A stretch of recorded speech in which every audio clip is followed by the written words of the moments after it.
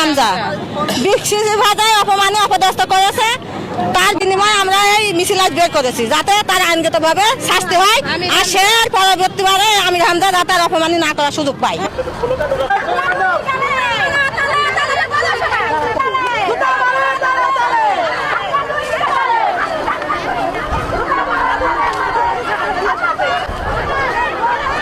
আমরা এখানে এই মিছিলটা নিয়ে আসছি আমির হামজার কিছু অশালীন কথাবার্তার জন্য।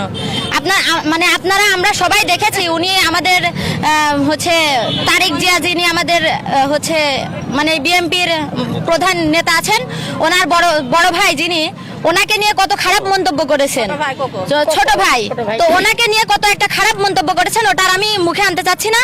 তো ওনার এই উনি একটা রাজনীতিবিদ, বর্তমান জেনারেশনে উনি একটা রাজনীতিবিদ। ওনার এই রাজনীতিবিদের আগে কিন্তু ছোট থেকে আমরা ওনাকে চিনি একটা ইসলামিক বক্তা হিসেবে।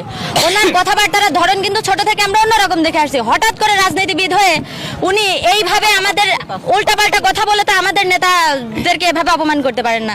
তার এই কথার প্রতিবাদ মূলক হিসেবে আমরা প্রতিবাদ করার জন্য আমরা সবাই এখানে একত্রিত হয়েছি।